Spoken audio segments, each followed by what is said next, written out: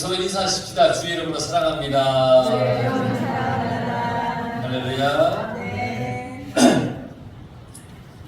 예수께서 이 말씀을 마치시고 갈릴리를 떠나 요단강 건너 유대 지경에 이르시니 큰 무리가 나되거늘 예수께서 거기서 그들의 병을 고치시더라. 예수님께서 갈릴리를 떠나서 요단강 건너편에 거쳐서 유대 지방으로 가십니다. 예수님께서 갈릴리를 떠나서 예루살렘으로 향하고 계시는 거예요. 예루살렘으로 향하신다는 얘기는 십자가를 지기 위해서 이제 가는 것이고, 그 시간이 점점 이제 다가온다는 그런 얘기입니다. 많은 사람이 예수님을 따릅니다. 예수님이 그들의 병을 고쳐주시고 놀라운 역사들을 일으켜 주셨기 때문에 많은 사람들이 예수님을 따르는데, 반대로 예수님을 따르는 사람이 많은 반면에 예수님을 대적하는 사람들도 많았다는 겁니다. 예수님을 공격합니다. 3절 말씀에 바리새인들이, 특별히 예수님을 공격했던 사람들은 바리새인, 사두개인, 장로, 대제사장, 이 중에 이 바리새인이 예수께 나와 그를 시험하여 이르되, 사람이 어떤 이유가 있으면 그 아내를 버리는 것이 옳으니까. 바리새인들이 예수님을 시험합니다. 시험하여. 이 시험하는 이유가 뭐냐면 함정에 빠뜨리기 위해서 시험을 하는 겁니다. 그러니까 뭔가 이 예수님의 말 하나의 말 실수를 꼬투리 잡아서 예수님을 함정에 빠뜨리고 싶은 거예요. 그래서 시험을 하는 거예요. 사람이 어떤 이유가 있으면 그 아내를 버리는 것이 옳으니까. 무엇이든 이유만 있으면 남자가 여자와 이혼하는 게 맞습니까? 이제 바리새인들이 예수님께 그렇게 물어봐요. 여러분, 유대인들은 어떤 사람들입니까? 하나님을 잘 믿는 사람들이죠. 하나님을 너무너무 잘 믿는 사람들이에요. 유대인. 우리가 성경의 유대인들을 향한 예수님께서 많이 질책을 하셨다는 그 말씀 때문에 유대인들은 신앙이 없다라고 혹 착각할 수도 있는데, 아니에요. 유대인들은 하나님을 잘 믿는 사람이었어요. 그들의 삶의 규범은 하나님의 율법이에요. 그러니까 하나님의 율법, 이 구약의 말씀이 곧 그들의 삶의 규범이에요. 하나님의 율법을 따라 사는 유대인들은 절대 이혼하지 않을 것 같잖아요. 그런데 그 반대였어요. 당시의 유대인들은 너무나 쉽게 또는 당연하게 이혼을 했어요. 왜 그렇게 했느냐면 그 근거를 신명기 말씀에 그들이 두었어요. 신명기 24장 1절에 보면, 사람이 아내를 맞이하여 데려온 후에 그에게 수치되는 일이 있음을 발견하고 그를 기뻐하지 아니하면 이혼 증서를 써서 그의 손에 주고 그를 자기 집에서 내보낼 것이요. 그러니까 유대인들은 이 말씀을 근거로 삼아서 아주 쉽게 당연하게 이혼을 했습니다. 수치되는 일이 발견되거든 이혼해도 된다 라고 그들은 그렇게 생각을 했어요. 여기서 말하는 수치되는 일, 이건 부끄러운 일, 발가 벗은, 이런 뜻을 가지고 있어요. 수치스러운, 발가 벗은. 그러니까 아내에게서 부끄러운 일이 있음을 발견하는 거죠.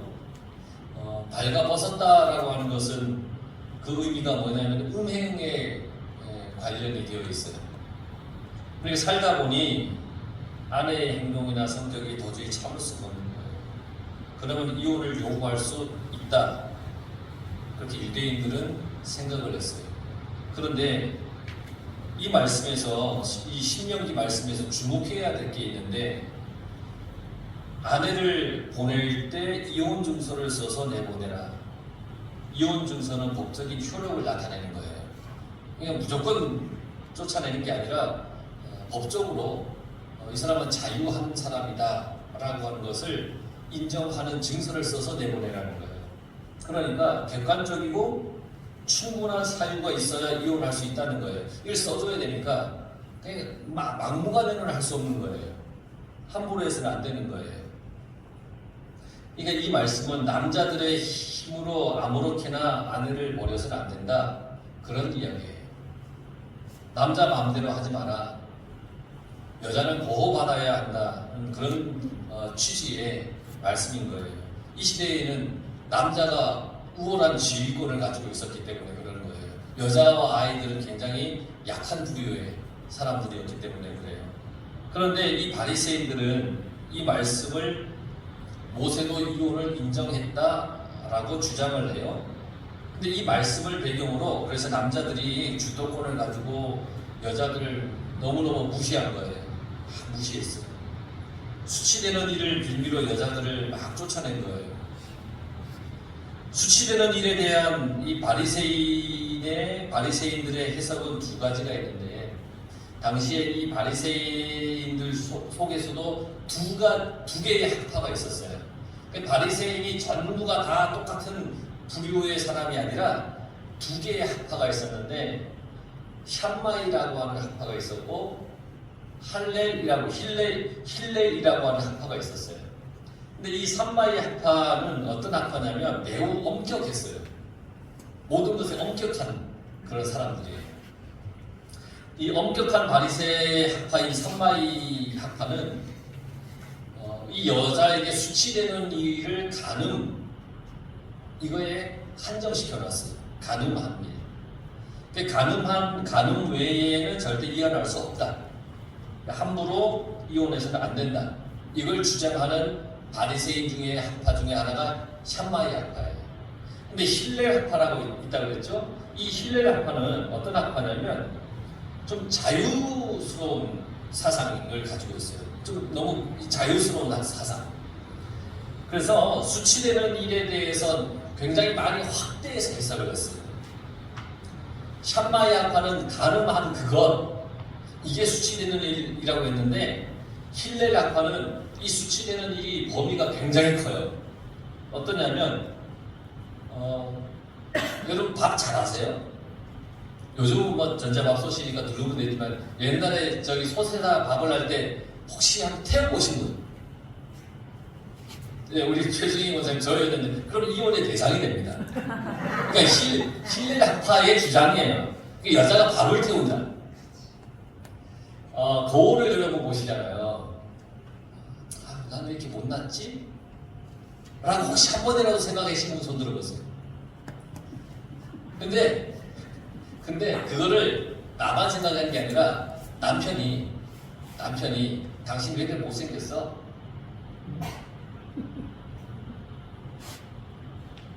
그런 소리 들어보셨어요? 네, 다행입니다. 이혼의 대상이 아니에요. 힐렐 학파는 자기 아내가 못생겼어요. 못나서. 그러면 당신 못생겼어. 이혼. 그러면 이혼을 할 수 있는 그런 이 수치되는 일의 이 범위를 이렇게까지 확대해 놓은 학파가 힐렐 학파예요. 굉장히 자유분방한 그런 사상을 가지고 있잖아요. 그러니까 쉽게 말하면 수치되는 일을 남자들 마음대로 만들어서 이혼하는 거예요. 이게 힐렐 학파거든요. 그게 바리새인 중에 속에서 이 두 학파가 있었어요. 그러니까 잘 생각해 보세요. 예수님의 대답에 따라서 어느 한편은 적대시할 거 아니에요. 엄격하게 하면 힐렐 학파가 반대할 것이고, 자유롭게 해석하면 샴마이 학파가 반대할 것이잖아요. 그 바리새인 속에서도 이제 어떻게 대답하든 예수님은 공격의 대상이 될 수밖에 없는 그런 상황이잖아요. 더군다나 지금 이곳은 세례 요한을 처형했던 헤롯 안디바가 통치하는 곳이에요. 여러분, 헤롯 안디바가 어떤 사람인지 혹시 기억하십니까? 우리 마태복음 초반에 했는데, 동생 아내를 빼앗기 위해서 동생의 아내인 헤로디아를 빼앗기 위해서 동생을 죽음으로 내몰고 그 동생의 아내를 빼앗은 사람이 헤롯 안디바라는 사람이잖아요. 자기 부인을 내쫓고 동생도 멀리 쫓아버리고, 세례 요한이 그걸 지적했잖아요. 당신 그렇게 하면 안 된다. 그러니까 세례 요한을 죽인 그 왕, 세례 요한은 헤롯 왕의 미움을 받아 결국 죽임을 당했는데, 이 헤롯이 통치하는 곳이에요. 그러니까 예수님이 바리새인들의 그 함정 같은 질문에 아내를 버리면 안 된다라고 하면 바리새인들은 바로 헤롯 왕에게 고발할 거예요. 아, 당신도 그랬는데 이 예수라는 사람이 안 된다고 했습니다. 그 예수님의 대답을 빌미 삼아서 예수님을 궁지에 몰아넣어서 죽이려고 계산한 그런 질문을 지금 이 바리새인들이 한 질문이에요. 예수님이 어떤 대답을 하든지 예수님은 곤란에 처할 수밖에 없어요. 그렇잖아요. 이쪽 대답을 이쪽 편에서 맞다고 생각해서 얘기하면 이쪽에서 고발하고, 이쪽 편에 이야기를 하면 이쪽에서 고발하고. 이 바리새인들이 노리는 것이 그거예요. 이럴 때 예수님은 어떤 대답을 하셔야 할까요? 중립을 지켜야 될까요? 어떻게 해야 될까요? 4절에서 6절의 말씀에 보면 예수님의 대답이 나옵니다. 예수께서 대답하여 이르시되 사람을 지으신 이가 본래 그들을 남자와 여자로 지으시고 말씀하시기를 그러므로 사람이 그 부모를 떠나서 아내에게 합하여 그 둘이 한 몸이 될지니라 하신 것을 읽지 못하였느냐. 그런즉 이제 둘이 아니요 한 몸이니 그러므로 하나님이 짝지어 주신 것을 사람이 나누지 못할지니라 하시니. 예수님은 바리새인들이 잘 알고 있는 이 구약 성경의 말씀을 가지고 대답을 하신 거예요. 바리새인들은 바리새인 유대인들 다 하나님을 믿는 사람이에요. 그런데 구약의 성경을 그들은 알아요. 그러니까 예수님께서 성경의 말씀을 들어서 그들에게 대답을 하신 거예요. 너희는 읽어보지 않았느냐? 너희는 성경을 이미 보아서 잘 알고 있지 않느냐? 사람을 지으신 이가 본래 창조주 하나님께서 세상을 만드실 때 그들을 남자와 여자로 만드셨어요. 남자와 여자가 결합하여 둘이 한 몸이 되는 것은 하나님이 세우신 질서이고 하나님의 뜻이라는 거예요.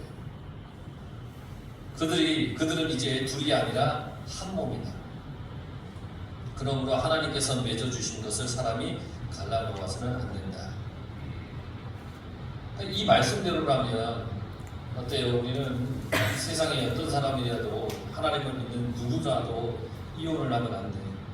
한 몸이 된 남자와 여자가 갈라서서는 안 돼. 그런데 창세 이후로부터 지금까지 수많은 남자와 여자가 이혼하고 갈라섰고 하나님을 믿는다고 하지만 그러했어요. 이걸 어떻게 해야 될까요? 사실 여러분도 잘 알겠지만 이 말씀을 준비하면서 참 많이 고민이 됐어요. 어떻게 해야 되나? 어떻게 해야 되지? 우리 교인들은 다 알고 있는데 이 부분은 그냥 넘어갈까?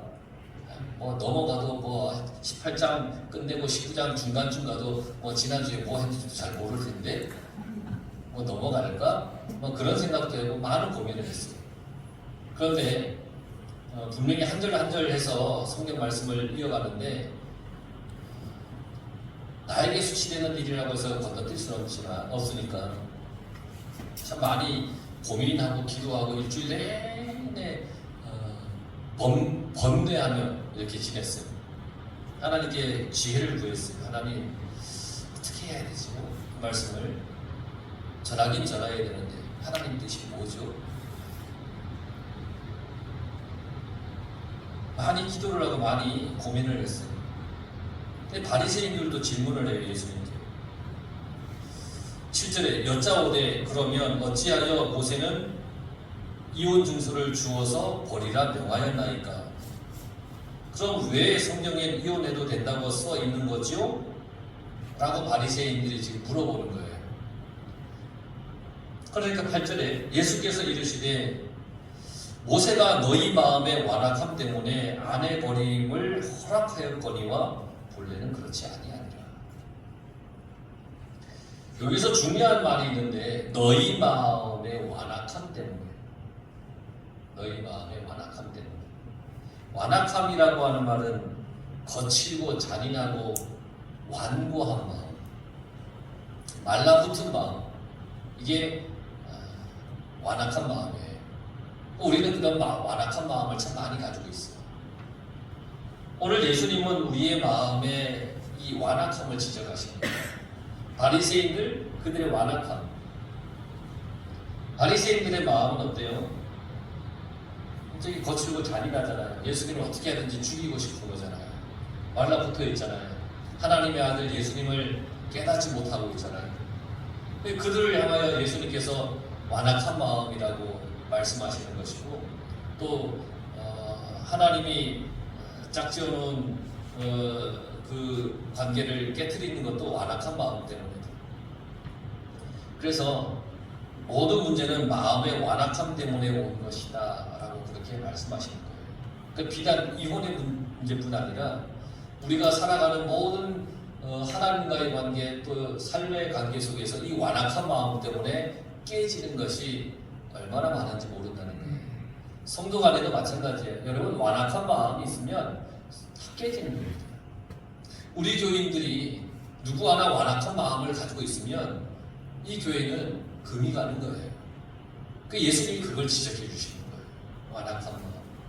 우리가 살아가면서 일어나는 모든 문제의 이유가 뭐냐면 이 완악함 때문에 거친 마음, 잔인한 마음, 완고한 마음, 이거 아니면 안 된다고 그냥 자기 고집피 말라붙은 그런 마음. 지금까지는 완악하게 살아왔지만 예수님이 하신 말씀은 이제부터는 그러지 마라 이거예요. 이제부터는 그러지 마라. 여러분, 이제부터는 그러지 마시기 바랍니다. 예수님은 우리가 지나온 이 과거의 삶을 가지고서 우리를 책망하시는 것이 아니라 이걸 깨달았다면 지금부터 그러지 마라. 그 말씀을 하시는 거예요. 완고하고 말라붙은 마음으로 살아왔지만 이제부터는 그러지 말라는 거예요. 완악함 때문에, 말라붙은 마음 때문에 서로 싸우고 찢고 상처 주고 막 그렇게 살았었잖아요. 근데 이제는 그러지 말라는 거예요. 근데 이렇게 우리가 말씀 듣고 아멘 하지만 또 돌아서서 또 우리가 교회 밖에 나가서 또 일상의 삶을 살다 보면 이 완악한 마음이 스물스물 또 올라와요. 그럴 때마다 주님의 이 말씀 우리가 깨달아서 그래, 완악하지 말아야겠다. 이걸 우리는 깨닫고 살아야 됩니다. 그러니까 예수님의 말씀은 지금까지는 완악했을지라도 이제는 그러지 말라는 거예요. 이제는 그러지 마. 우리 서로 손 꼭 잡고 이제는 완악하지 맙시다 하고 인사합시다. 시작. 이제는 완악하지 마라. 네. 이제는 완악하지 말아요. 어제까지 그랬었다면 그러지 말아요.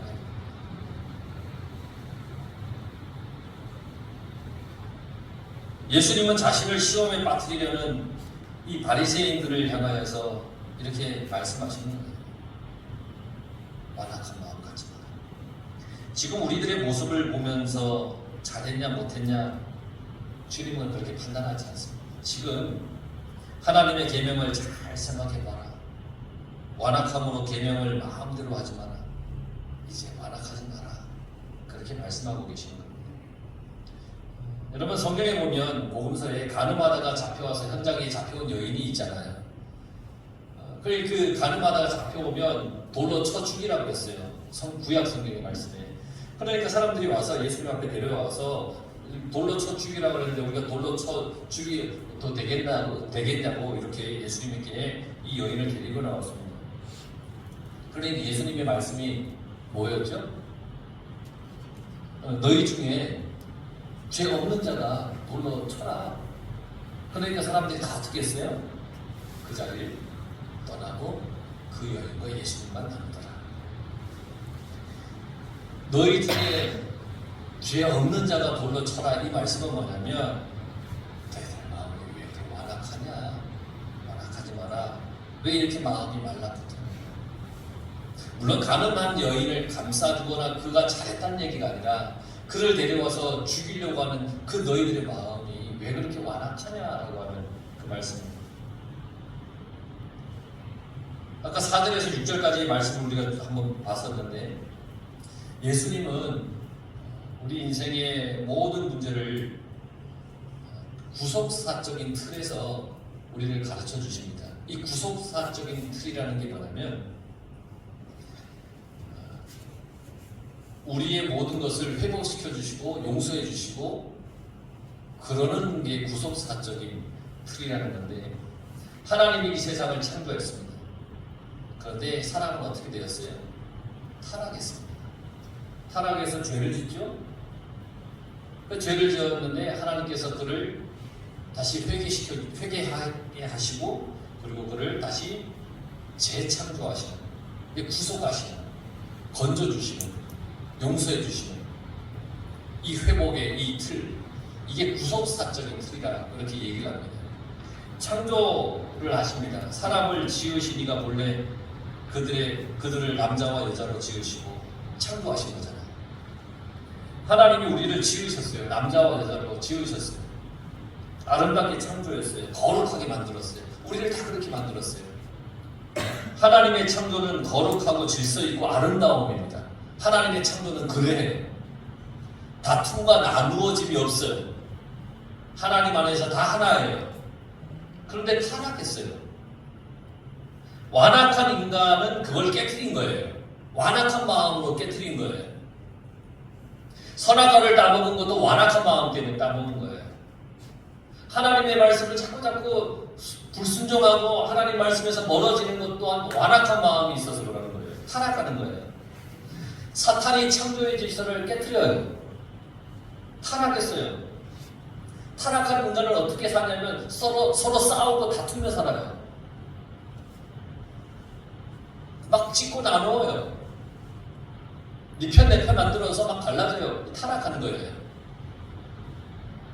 그런데 그 타락한 인간을 하나님께서 그대로 내버려 두지 않으시고 다시 회복시켜 주시고 재창조해 주시고, 이것을 예수님께서 재창조하신 거예요.